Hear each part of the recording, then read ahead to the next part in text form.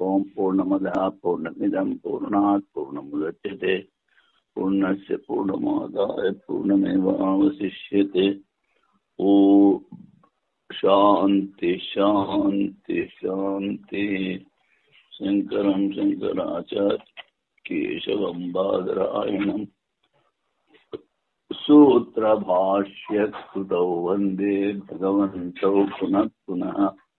ఈశ్వరో గురురాత్మేతి మూర్తిభేద విభాగినే వ్యోమవద్వ్యాప్తదేహాయ దక్షిణామూర్తయే నమః. ఓం శాంతి శాంతి. నిర్విశేష బ్రహ్మ యొక్క అన్ని ధర్మంలో అన్ని స్థలంలో చింతన చేయవలెను అని చెప్పాడు. పూర్వపక్షి అంటాడు, అలా కనుక ఒప్పుకుంటే తస్య ప్రేమేవ శిరః, దానికి ప్రేమ వృత్తి రూపము తల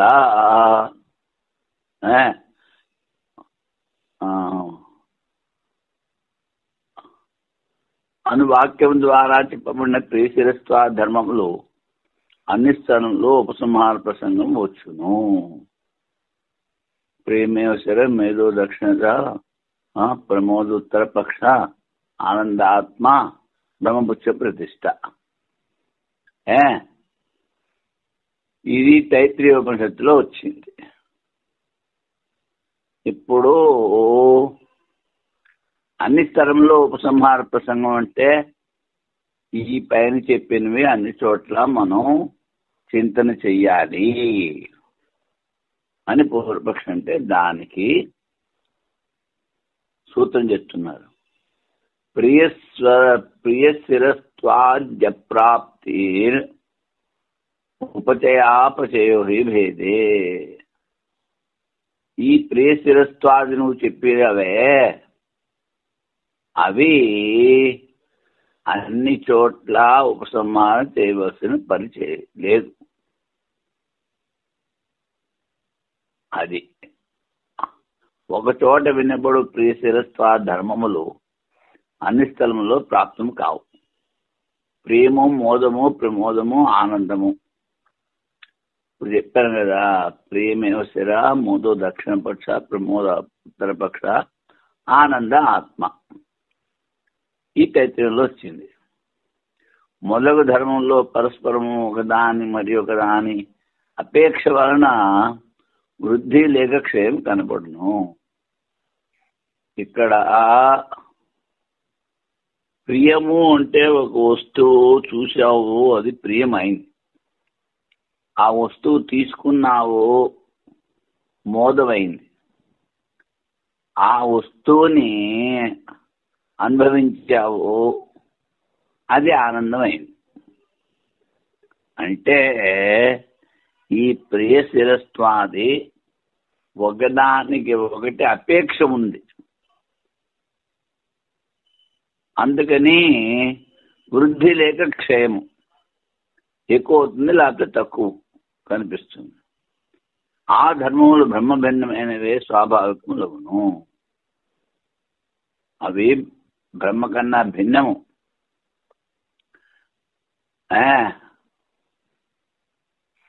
అవి బ్రహ్మధర్మాలు కాదు, బ్రహ్మ కన్నా భిన్న ధర్మాలు. అవి వాటి స్వభావం. బ్రహ్మము అభిన్నము, ఏకరసము, అద్వైతం. అందువలన బ్రహ్మ యొక్క స్వాభావిక గుణములు కావు. సత్యం జ్ఞానం అనంతమన్నవే స్వభావ గుణాలు, కానీ ఇవి స్వాభావికాలు కావు బ్రహ్మకి.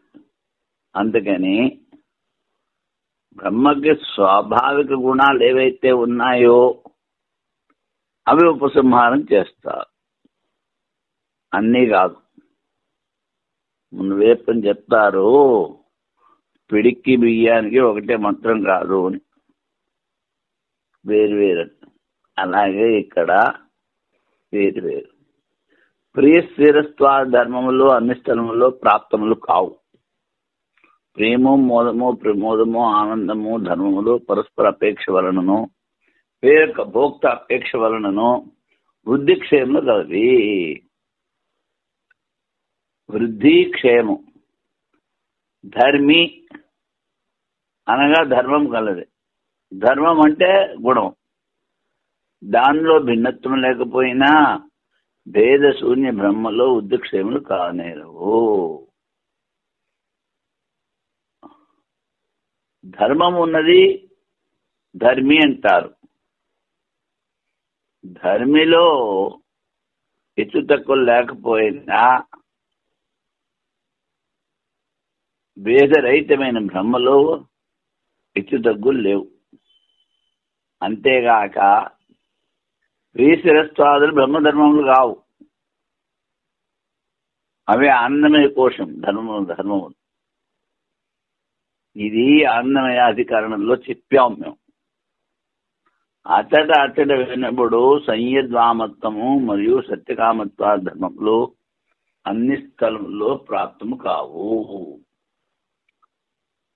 ఉపాస్యములో భేదం లేకపోయినను ఉపక్రమ భేదం వలన ఉపాసన భిన్నమని స్వీకరించిరి.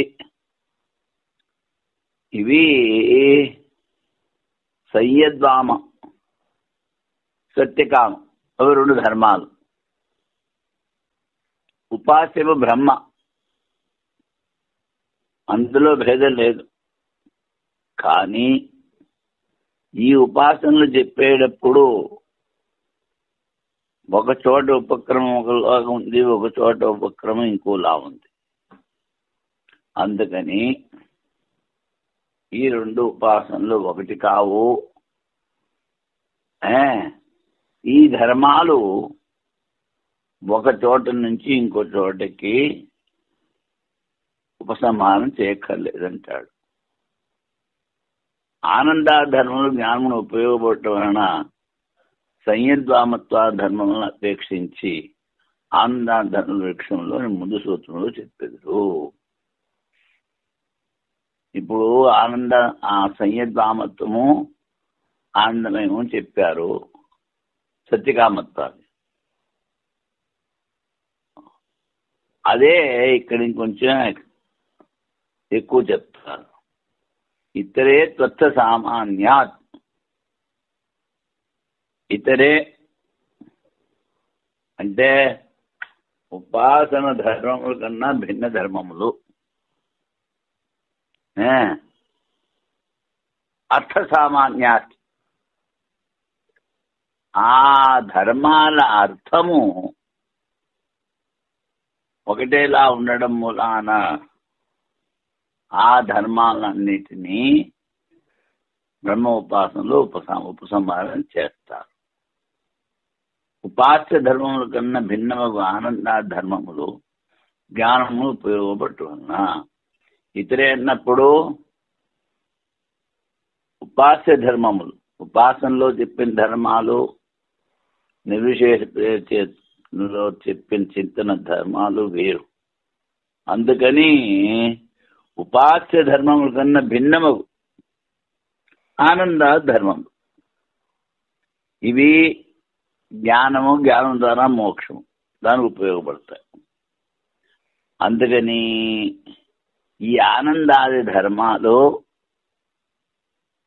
నిర్విశేష బ్రహ్మ ఉపాసనలో అన్ని చోట్ల కూడా ఉపసంహారం చెయ్యాలి. ఎందుకని ఉపాస్య బ్రహ్మము ఏకము. ఈ ఆనంద ధర్మాలు ఆ ఉపాస్య బ్రహ్మని తెలుసుకోవడానికి అనుభవించడానికి ఉపయోగపడతాయి. ఆనంద ధర్మంలో జ్ఞానమును ఉపయోగపడటం వలన బ్రహ్మతత్వము చక్కగా బోధపడుటకు సంయద్వామత్వ ధర్మములు ఉపాస్య ధర్మములుగా చెప్తుంది. ఆనందాది నిర్గుణ బ్రహ్మ యొక్క ధర్మాలు, సంయద్వామము ఉపాస్య బ్రహ్మం అంటే సగుణ బ్రహ్మం, దాని ధర్మంగా చెప్పారు. ఆనంద ధర్మం వ్యాఖ్యానం చే బ్రహ్మతో అభిన్నములు. ఆనంద ధర్మాలు పేరు కాదు బ్రహ్మ కన్నా. వానిని అన్ని స్థలములో ఉపసంహారం చేయవలెను. దానికి బ్రహ్మజ్ఞానం ఫలము. అటువంటి ఆనంద ధర్మములు అవిద్యను తొలగించి బ్రహ్మానంద ప్రాప్తి పర్యంతము అన్ని స్థలంలో చింతన చేయవలెను. ఈ ధర్మాలను ఎంతవరకు చింతన చేయాలి అంటే బ్రహ్మానంద ప్రాప్తి అయ్యేంత వరకు ఈ ధర్మాలన్నింటినీ నిర్విశేష బ్రహ్మ చింతనలో చింతన చెయ్యాలి. ఇప్పుడు ఆధ్యానాధికరణం, ధ్యానం అంటామును. ఆసమంతా ధ్యానం, సంపూర్ణ ధ్యానం.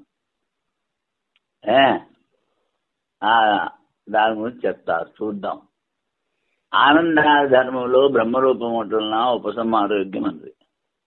ఆ గుణములో బ్రహ్మజ్ఞానమునకు ఉపయోగము. బ్రహ్మస్వరూప జ్ఞానమునకు ఉపయోగపడని విషయములు ఉపసంహార యోగ్యములు కావు.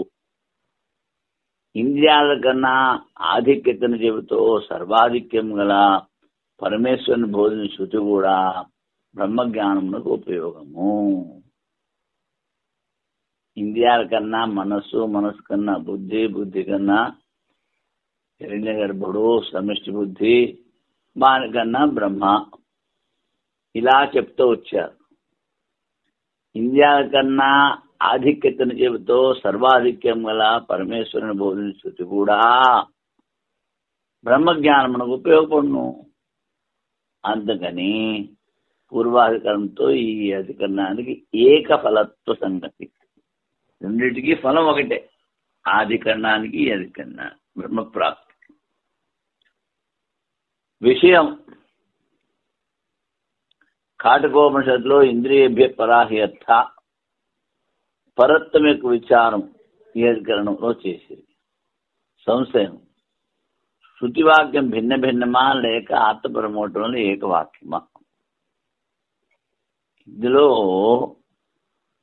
వాక్యాలు అనేకం కనిపిస్తున్నాయి. ఇవన్నీ వేరువేరా లేకపోతే ఇవన్నీ కలిపి ఆత్మ చెప్తున్నాయా? ప్రత్యేక వాక్యంలో పరత్వం ప్రతిపాదన, వాక్యంలో భిన్న భిన్నములు. ఇవి దీనికన్నా అది వేరు, దానికన్నా అది వేరు అని చెప్పారు కనుక వాక్యాలు భిన్నంగా ఉన్నాయి అంటాడు పూర్వవాది. సిద్ధాంతి సమ్యజ్ఞానం కొరకు అన్నింటికన్నాను ఆత్మపరము అని ప్రతిపాదించేది. అసలైన జ్ఞానానికి అన్నిటికన్నా పరం ఆత్మ అని బోధించారు. ప్రతి ఒక్కటి అర్థాదుల పరమని ప్రతిపాదించలేదు. ఇందులో చెప్పినవి అర్థేభ్య పరాహ్య, ఇంద్రియేభ్య పరాహ్యర్థ అన్నప్పుడు అర్థము అంటే విషయాలు.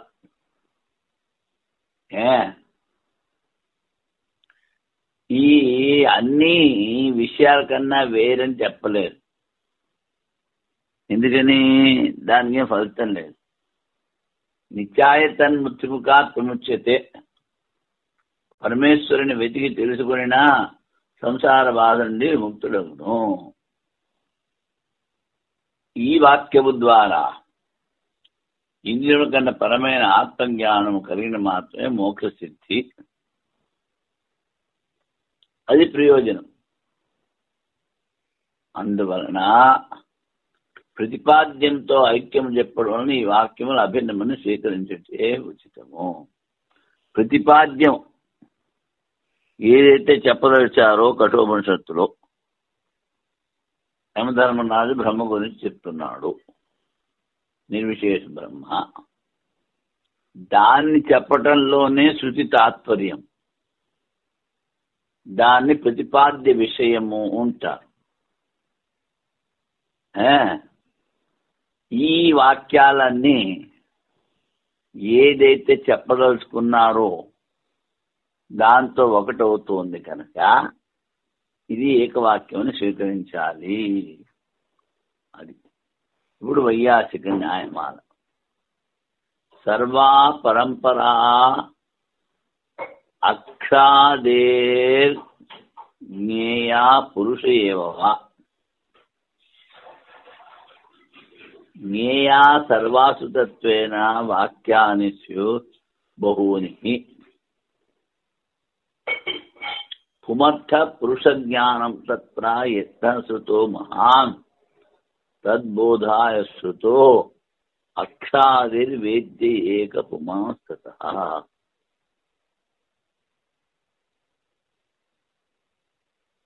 సర్వ పరంపర అక్షాదే జ్ఞేయ, ఒకదాని తర్వాత ఒకటి.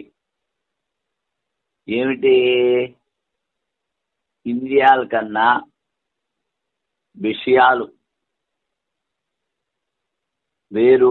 వేరంటే ఎక్కువ శక్తి ఉన్నవి. ఎందుకని? ఆ విషయాలు ఇంద్రియాన్ని లాక్కుని బయటకు తీసుకుపోతాయి.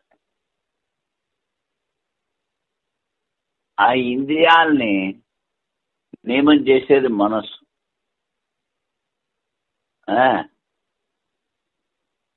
ఆ మనస్సుని నియమం చేసేది బుద్ధి.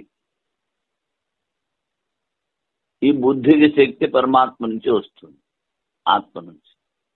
అందుకని అన్నిటికన్నా పరము ఆత్మ.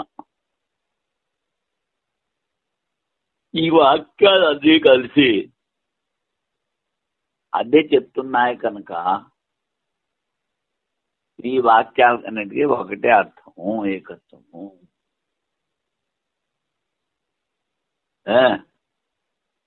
ప్రతిపాద్యముతో ఐక్యము.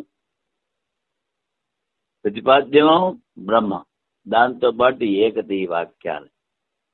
అందుకని ఈ వాక్యాలు అభిన్నము అని స్వీకరించాలి అంటారు. అది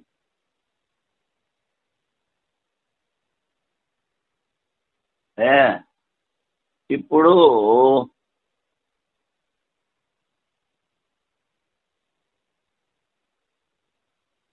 ఈ జ్ఞేయము పూర్వపక్ష అంటాడు వైయాసిక న్యాయమాల్లో, ఈ జ్ఞేయము అక్షరంటే ఇంద్రియాలు. ఇంద్రియ కన్నా విషయాలు అధికమైన శక్తి, దానికన్నా మనస్సు. ఇది చెప్పారే, ఈ పరంపర చెప్పడానికా లేకపోతే అన్నిటికీ తర్వాత చెప్పిన ఆత్మ గురించి చెప్తున్నారా అంటే పూర్వపక్ష అంటాడు వాక్యానుసరి బహుని. ఏదైతే తెలుసుకోవాలో దాని గురించి అనేక వాక్యాలు చెప్పారు. అందుకని ఇవి ఏకవాక్యం కాదు, ఒకటి అర్థం చెప్పట్లేదు, అనేక అర్థాలు చెప్తున్నాయి, అనేక వాక్యాలు అంటాడు పూర్వపక్షి. పుమర్థ పురుష జ్ఞానం. మనిషికి జ్ఞేయము, లక్ష్యము తెలుసుకోవాల్సింది పురుష జ్ఞానం. పురుష అంటే ఇక్కడ పరమాత్మ. పుమర్థ అంటే ఉమేన అర్థ ఇది పుమర్థ. పురుషుడు ఏం కోరుకోవాలి? ధర్మ అర్థ జ్ఞానం. ఏమిటి? అర్థము, ధర్మార్థ కామ మోక్షములు. పురుషుడి జన్మ మోక్షం పొందడానికి వచ్చింది. అందుకే ధర్మార్థ కామాన్ని వదిలిపెట్టేయాలి. దాన్ని పుమర్థ అంటారు.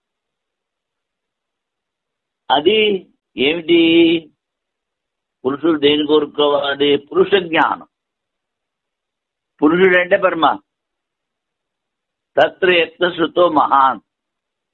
ఆ ఆత్మజ్ఞానాన్ని, ఆత్మబ్రహ్మల ఏకత్వ జ్ఞానాన్ని చెప్పడానికి, తెలియజేయడానికి శృతి చాలా ప్రయత్నం చేసింది.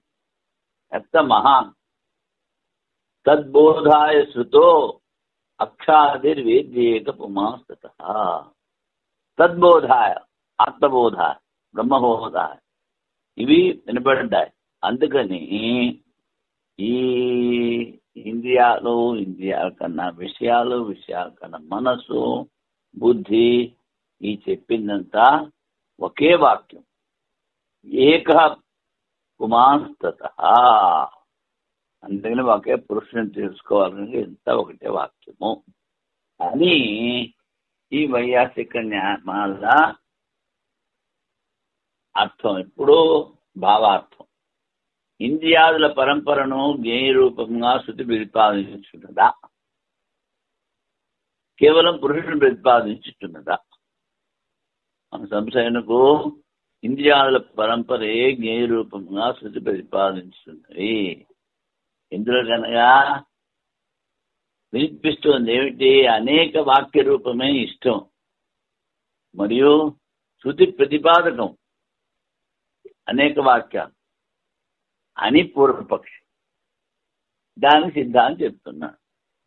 ఆత్మజ్ఞానమే పరమ పురుషార్థం. దాని కొరకు ప్రయత్నాధిక్యం శృతిలో వర్ణితం. అంటే ఆత్మజ్ఞానానికి ప్రయత్నం ఎక్కువ చెయ్యాలని శృతిలో చెప్పారు. అదే ఇక్కడ అభీష్టం. అక్షాది పరంపర కూడా పురుషుల జ్ఞానమునకే శృతుల్లో చెప్తుంది. ఈ పరంపర ఆ జ్ఞానం గురించి చెప్పారు. నిరూపంగా పురుషుడిని శృతులు ప్రతిపాదించున్నవి, కానీ ఇంద్రియాల పరంపర కాదు. జ్ఞేయరూపముగా ఆత్మ పురుషుడు, పూర్ణాత్ పురుష, పురుషేతేది పురుష, సంపూర్ణ వ్యాపకుడు కనుక పురుషుడు అన్నారు. దాన్నే తెలుసుకోవాలి. అదే శృతి చెప్తూ ఉంది. కానీ ఇంద్రియాలు, మనసు తెలుసుకోమని చెప్పట్లేదు.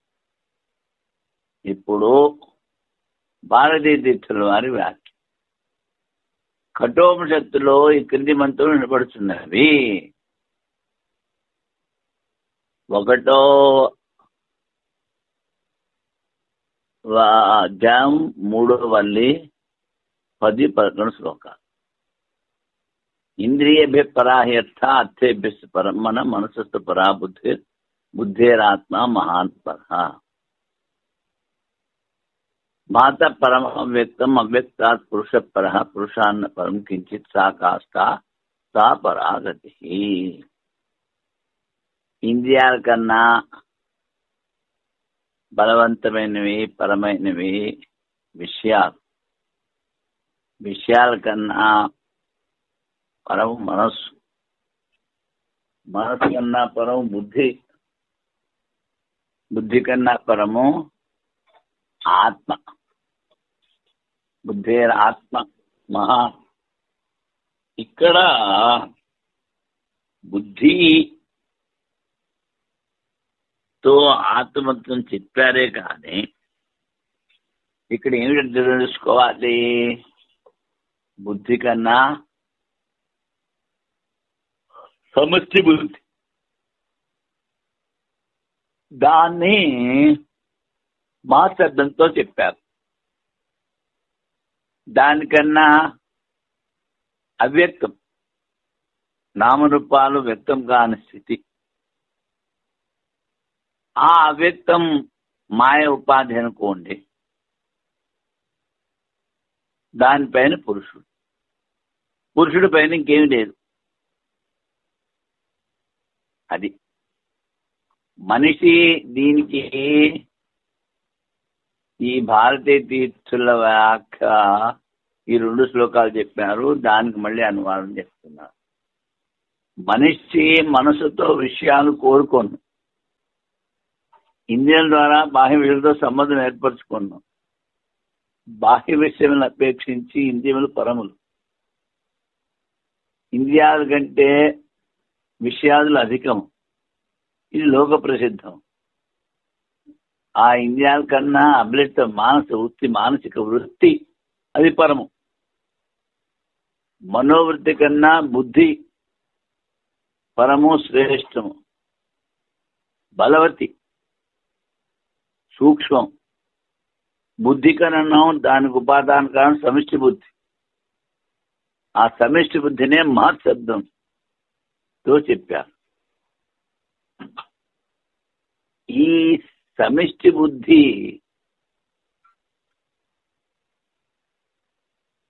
అది దానికి హిరణ్య గర్భం అని పేరు. అది సూక్ష్మం. మహత్తత్వం కన్నా దానికి ఉపాదానకారమైన ఇది మహత్తత్వం, సమిష్టి బుద్ధి. దీనికన్నా దీనికి కారణం అవ్యక్తత్వం, నామరూపాలు లేనిది, మూల అజ్ఞానం. అవ్యక్తం కన్నా దానికి అధిష్టానభూతమైన చైతన్య రూపము. అవ్యక్తం అంటే నామరూపాలు ప్రకటన కానీ ప్రకృతి, మాయ, అజ్ఞానం. అందుకని మూలాజ్ఞానం ఉన్నారు. వీటికన్నా అన్నిటికన్నా ఆత్మరూపమైన పరమేశ్వరుడు అధికుడు. అందుకంటే అధికమన్నది మరి ఒకటి లేదు.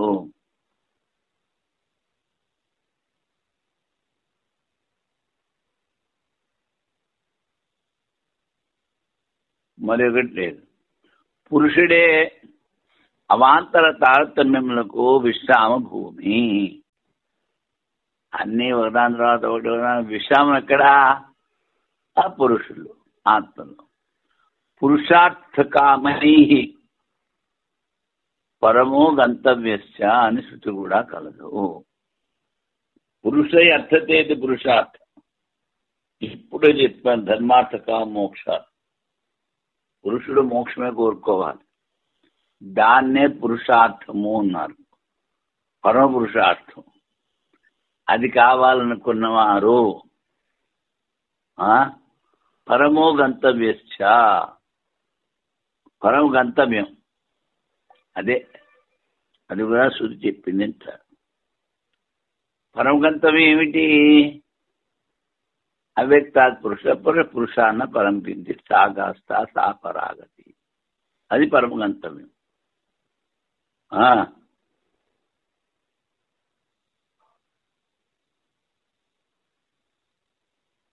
సా కాష్ఠ అంటే మనం పరాకాష్ఠ అంటాం.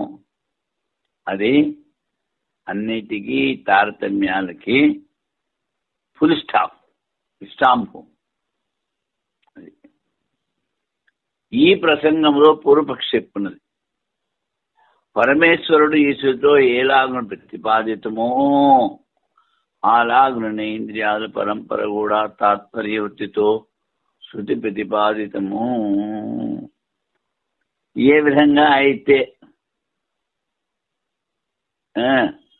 పరమాత్మ నీకు చెప్పాలనుకున్న వాళ్ళ ఇంద్రియాలను కూడా చెప్పాలి అంటాడు. లేనిచో ఇంద్రియాల పరంపర ఉపన్యాసం వ్యర్థమవును.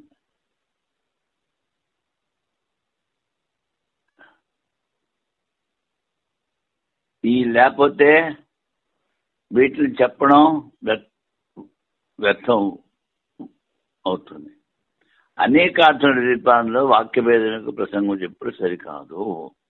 అనేకార్థం దీపాంతో ఏకవాక్యతం చెప్పలేము కదా. ఇక్కడ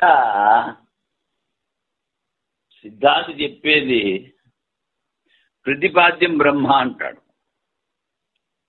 పూర్వపక్షి అంటాడు ప్రతిపాద్యం మనస్సు, బుద్ధి, మాద్బుద్ధి ఇవన్నీ కూడా ప్రతిపాద్యము. అదే సూచి చెప్పదలుచుకుంది అని పూర్వపక్షి. అనేక విషయాలు చెప్పాలనుకుంది కనుక ఏకవాక్యత లేదు అని పూర్వపక్షి సిద్ధం చేశాడు. అప్పుడు దానికి సిద్ధాంత జవాబు, పురుషుని జ్ఞానము సంపూర్ణ అనర్థంలో కారణమైన అజ్ఞానం తొలగించినది. అదే వాస్తవమున శృతి ప్రతిపాద్యము. సంపూర్ణ జ్ఞానం బ్రహ్మ, దాన్ని తెలుసుకోవాలి, అది సరి. అదే శృతి ప్రతిపాదిస్తుంది. వాక్యశేషములో పురుష జ్ఞానం ప్రతిపాదించటకు ఎక్కువ ప్రయత్నం గావించబడింది. ఈ ఆఖరిలో ఆ వల్లి ఆ మంత్రాలని అయిపోయి ఆఖరికి వచ్చేటప్పటికీ పురుష జ్ఞానం, పురుషుని జ్ఞానం, ఆత్మతత్వం చెప్పడానికి చాలా ప్రయత్నం చేసింది శృతి అంటాడు. ఏష సర్వేషు భూతేషు, ఏష సర్వేషు భూతేషు, ఇది ఈ తత్వం అన్ని భూతాల్లో సమానంగా ఉంది. ఈ వాక్యాన్ని ఆధారం చేసుకుని పురుషుని ప్రతిభాంచుడికి ఈ వాక్యం గాన ఇంద్రియ పరంపర కథం వ్యర్థమవును కదా. నువ్వు పురుషుని చెప్పాలి అంటావు, మధ్యలో ఇంద్రియాలను తీసుకొస్తే ఆ ఇంద్రియాల పరంపర కథనం ఇంద్రియభ్య పరాభ్యర్థ అర్థేభ్య పరమ మనసస్తు, ఇవన్నీ వాక్యాలు ఉన్నాయే, ఇవన్నీ వ్యర్థం అవుతాయి. అంటే యూస్లెస్. అప్పుడు అంటాడు సిద్ధాంతి, ఈ శంక సరికాదు. బహిర్ముఖమైన చిత్తమని బ్రహ్మలో ప్రవేశపెట్టుడు సాధనము. ఒకదాని తర్వాత ఒకటి ముందు విషయాల్ని మనస్సులో లేనించి, మనస్సుని బుద్ధిలో, బుద్ధిని సమిష్టి బుద్ధిలో, సమిష్టి బుద్ధిని ఈశ్వరుణ్ణిలో, ఈశ్వరుణ్ణి ఆత్మలు. అలాగా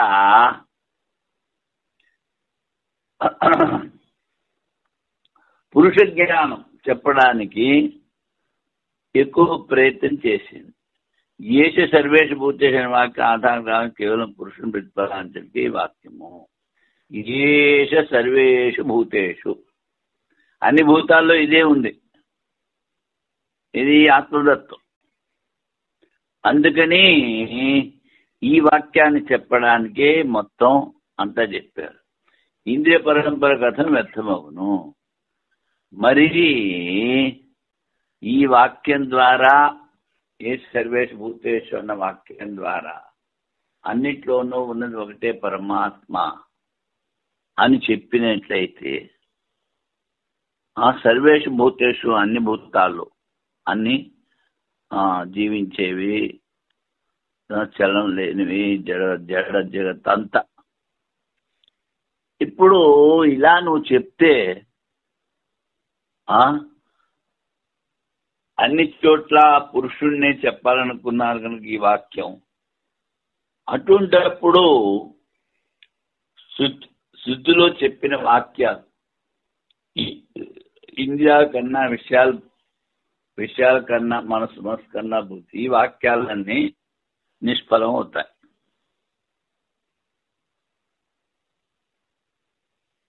ఈ శంక సరికాదు. బహిర్ముఖమైన చిత్తము బ్రహ్మంలో ప్రవేశపెట్టుటకు సాధనము. ఇదంతా మనసు బహిర్ముఖం, దాన్ని అంతర్ముఖం చేయడానికి. కానీ ప్రతిపాద్య విషయము పురుషుడే. ఆధ్యానాయ ప్రయోజనాభావాత్. ఇప్పుడు పూర్వపక్షి వాక్యాలు అనేకం అన్నాడు. అనేక వాక్యాలు కనుక నువ్వు ధ్యానం చేస్తే ప్రయోజనమే లేదు. ఇంద్రియభ్య పరాహ్యర్థ, ఈ కాటక వాక్యం ఆకల్లో ధ్యానజన్య సాక్షాత్కారమునకు పురుషుడే సాధ్యమని చెబుతూ, ధ్యానం ద్వారా ఏం పొందాలి? పురుషుడు. ఆ పురుషుడు అన్నింటికంటేనూ పరము, అధికం అని చెప్పారు. ఇంద్రియము కన్నా విషయములో అధికం ఈ వాక్యాల ద్వారా ప్రతిపాదించడం జరిగింది. అంటే ముందు చెప్పిన శ్లోకం, ఇంద్రియము కన్నా విషయములు అధికమని చెప్పడం వలన ఏ విధమైన ఫలితం కలగదు. దీనివలన సిద్ధమేమనగా పై కాటక వాక్యం ఒకటే, ప్రతిపాద్య భేదం లేదని వాక్య భేదం లేదు. పైన చెప్పిన కాటక శృతి ఒకటే వాక్యం. ఎందుకని? అనేక విషయాలు చెప్పట్లేదా?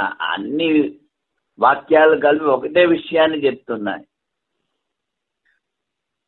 అందుకని వాక్యభేదం ఉంటే ముందు చెప్పిన 8 రకాల దోషాలు వస్తాయని, అది కూడా లేదు. కఠోపనిషత్తులో ఇంద్రియేభ్య పరాహెత్త అర్థేభ్యస్తు పరం మన మనసస్తు పరా బుద్ధేరాత్మ పరాన్మ బుద్ధేరాత్మ పరాన్ మనః బుద్ధేరాత్మ మహాన్ పర. ఈ శ్లోకాల ద్వారా ఆఖర్లో సా కాష్ట సా పరాగతి. సా కాష్ట అంటే అవధి, ఇంకా దాని ముందు ఏమి లేదు. మనం ఏంటంటే పరాకాష్ఠ అంటాం. వాడి కోపం పరాకాష్ఠను అందుకుంది అంటే పిచ్చిలో గడిపాడు అనమాట. దాన్ని పరాకాష్ఠ అంటాం. సంస్కృతంలో సహమే ఉపయోగించి కూడా చెప్తారు. పరాకాష్ఠ కాష్ఠ అన్నారు. సత్యభామకి భామ అంటారు. అలాగే సహస్రం చెప్తూ ఉంటారు కొన్ని పదాలు.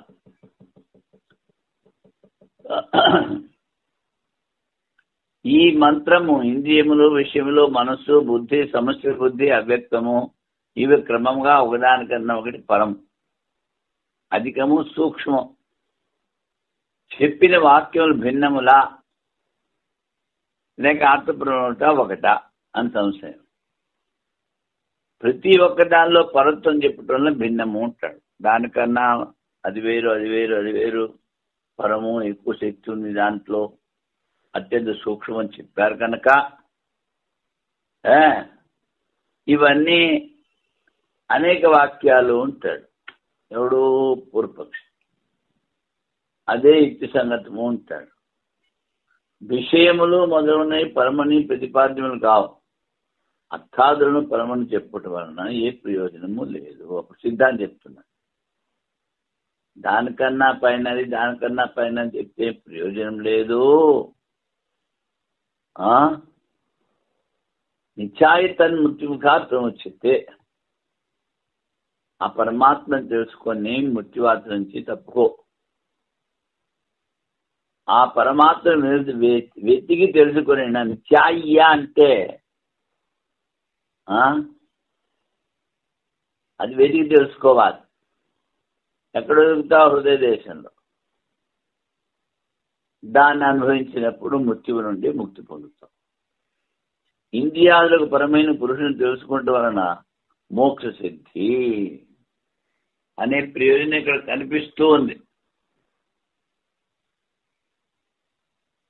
ప్రతిపాద్య విషయం అభిన్నం అవటం విద్యలో భేదం లేదు. ఈ ప్రతిపాద్య విషయం ఒకటే, అందులో భిన్నత్వం లేదు. అందుకే ఒకటే వాక్యము. ఇంతవరకు ఈ సూత్రం అయిపోయింది. ఆత్మశబ్దాచ్య తర్వాత సూత్రం చెప్తున్నా. ఇప్పుడు ఈ చెప్పిన శృతిలో ఆత్మశబ్దం కూడా వచ్చింది. అందుకని ఒకటే వాక్యం అనేక వాక్యాలు కాదు అది చెప్తారు. ఏష సర్వేషు భూతేషు గూఢోత్థాన ప్రకాశితే. ఈ పురుషుడు అన్ని భూతంలో ప్రచ్ఛన్నుడై దాగి ఉన్నాడు. అంటే సీక్రెట్గా తెలియకుండా. తెలియబడటం లేదు, కానీ తెలియబట్టలేదు. ప్రకృతి పురుషంలో ఆత్మశబ్దం వినిపించుతున్నది. ఏష సర్వేషు భూతేషు గూఢోత్మా న ప్రకాశతే. గూఢం దాక్కుంది ఎక్కడో, గ్రేట్ సీక్రెట్. అది ఈ వాక్యంలో ఆత్మశబ్దం వినిపిస్తుంది కనుక ఈ వాక్యం ఆత్మపరము. ఈ వాక్యంలో ఆత్మ వినిపించింది కనుక ఈ వాక్యాన్ని ఆత్మపరంగా తీసుకోవాలి. ఈ ఆత్మ తెలియదని అపూర్వతం చెప్పింది. ముందు శృతిలో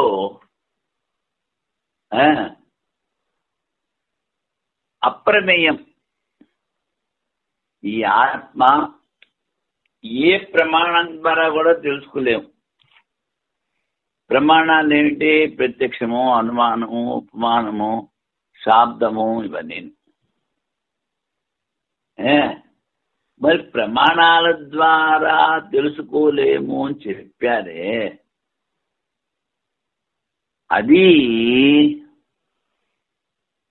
ఈ ఆత్మ గురించి చెప్పడానికి అపూర్వత, గొప్ప విశేషణం అన్నమాట.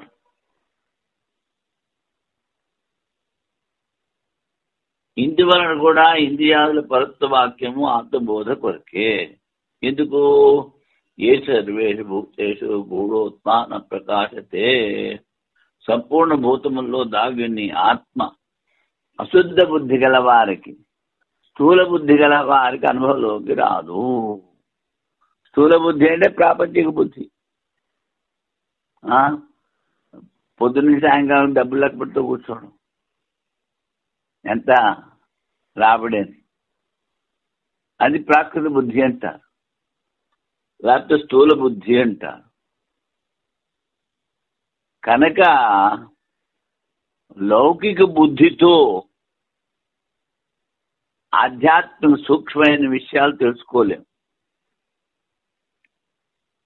అంటే మా స్వామీజీ చెప్తారు, కూరగాయలు కోసే కత్తితో, చాకుతో గుండు తీసుకోరు, గుండు గీయబడదు. ఎందుకని?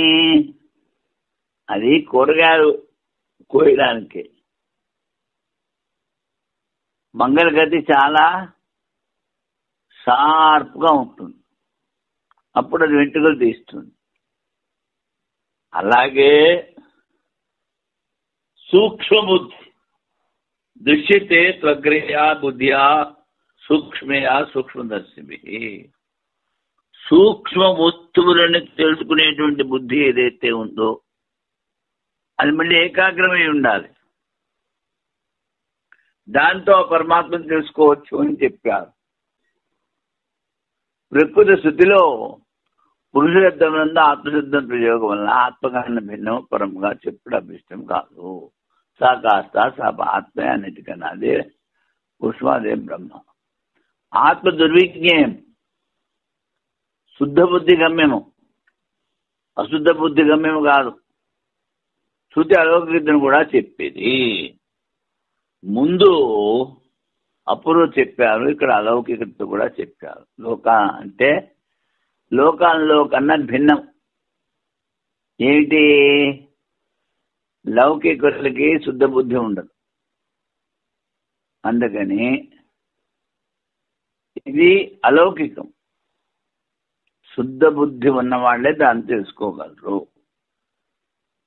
అది ఇప్పుడు తర్వాతది ఆత్మగృహీత అధికరణం. ఇందులో 2 వర్ణకాలు ఉన్నాయి. అంటే ఒకటే విషయాన్ని 2 రకాలుగా చెప్తారు. దాన్ని వర్ణకము అంటారు. క్రిందటి అధికరణలో వాక్య భేదం కలుగునన్న భయంతో ప్రత్యేకము విషయాదుల్లో ప్రతిపాద్యం లేదని చెప్పింది. మనస్సులో, ఇంద్రియాల్లో, బుద్ధిలో ఏం ప్రతిపాద్యం కాదు, అన్ని ఒకటే వాక్యాన్ని చెప్తున్నాయని చెప్పావు. అథాతో రేత సృష్టి ప్రజాపతే రేతో దేవత. అథాతో రేత సృష్టి. ఇప్పుడు ఈ రేతస్సు యొక్క సృష్టి చెప్తాను. దేవతలు ప్రజాపతి వీర్యం నుండి జనించిరి. దేవత ప్రజాపతే రేతో దేవత. రేత అన్నది ఇక్కడ పంచమి. అంటే ప్రజాపతి నుంచి ఈ దేవతలు ఉత్పత్తి చెందారు అని. ఐత్రేయకంలో పూర్వవాక్యంలో హిరణ్యగర్భ ప్రసంగం ఉంది. వాక్య భేదమైతే దానినే ఆత్మశబ్దంతో చెప్పిరని స్వీకరించడం ఉచితము. ఇక్కడ వాక్య భేదం అవుతుంది కనుక ఇలా చెప్పావు, అక్కడ కూడా అలాగే చెప్పు. వాక్య భేదం అవుతుంది కనుక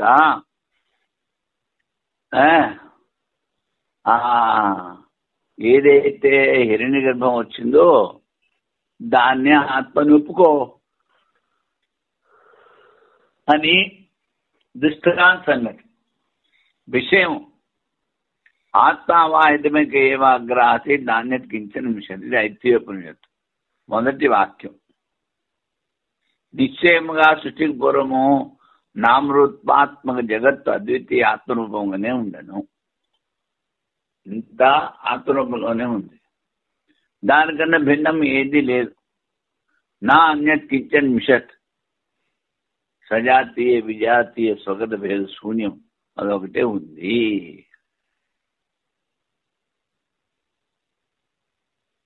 సృష్టికి పూర్వము నామరూపాత్మక జగత్తు అద్వితీయ ఆత్మరూపంగానే ఉన్నది, దానికన్నా భిన్నం ఏదీ లేదు. వచ్చిన ఆత్మశబ్దం యొక్క విచారం. ఇక్కడ ఆత్మావాహితమేకమేవాగ్రాసీత్ మొట్టమొదటి ఆత్మశబ్దం వచ్చింది. ఈ ఆత్మశబ్దాన్ని గురించి విచారం చేస్తాము అంటారు. సంశయం. ఆత్మశబ్దంతో హిరణ్య గర్భం చెప్పేదా లేక పరమాత్మ?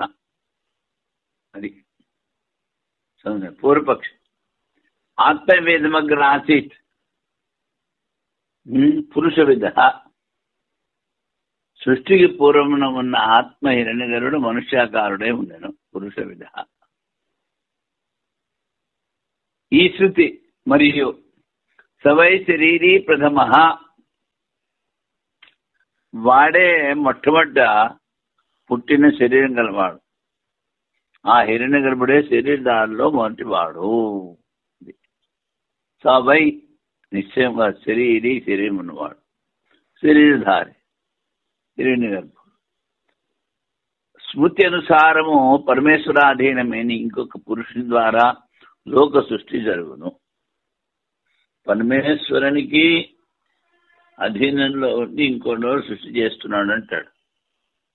సైక్షత లోకాన్ని జాయతి. ఈ వాక్యంలో లోకం సృష్టించేవాడు హిరణ్య గర్భుడు అని వినిపిస్తున్నది. సాయిక్షత పరమాత్మ సంకల్పించి అన్ని చేశాడు అంటే వీడంటాడు హిరణ్య గర్భుడు చేశాడంటాడు. హిరణ్య గర్భుడు వినిపిస్తుంది అంటాడు. భూతముల సృష్టి వినిపించడం లేదు. ఆవు మొదలైన సృష్టి కూడా వినిపిస్తున్నది. అందువలన హిరణ్య గర్భుడే ఆత్మశబ్దార్థము. ఈ హిరణ్య గర్భుడే ఆత్మ అంటాడు పూర్వమాత్. అప్పుడు సిద్ధాంతి ఈ సృష్టి వాక్యంలో ఆత్మశబ్దంతో పరమాత్మనే చెప్పిరి.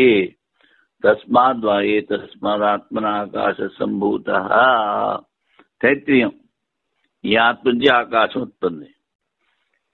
మొదలైన అన్య సృష్టి వాక్యములలో కూడా ఆత్మశబ్దంతో పరమాత్మనే గ్రహించెదరు. ఆత్మశబ్దంతో పరమాత్మ, అక్కడి నుంచి సృష్టి. అటులనే ఇక్కడ కూడా స్వీకరించవలని. భూతములను సృష్టించడం ఉపసంహారం గావించినందువలన పరమాత్మ గ్రహణమే ఉచితము. భూతాల సృష్టి ముగించేసి పరమాత్మ చెప్పారు. ఆవులను దేవతల ప్రవేశం చూపించడం అర్థవాదం. ఇక్కడ సృష్టిక్రమం చెప్తూ ఆవుల్ని దేవతల్ని కూడా చెప్పారు. అది అర్థవాదం. స్తుతి. ఆత్మతత్వం నిర్ధారించే శాస్త్రం యొక్క అభీష్టము. ఆత్మ గురించే చెప్పాలి. అదే శాస్త్రం యొక్క ఇచ్చ. అభీష్టం అంటే ఇచ్చ. ఓం పూర్ణమదః పూర్ణమిదం పూర్ణాత్ పూర్ణముదచ్యతే పూర్ణస్య పూర్ణమాదాయ పూర్ణమేవావశిష్యతే. ఓం శాంతి శాంతి శాంతి. ఓం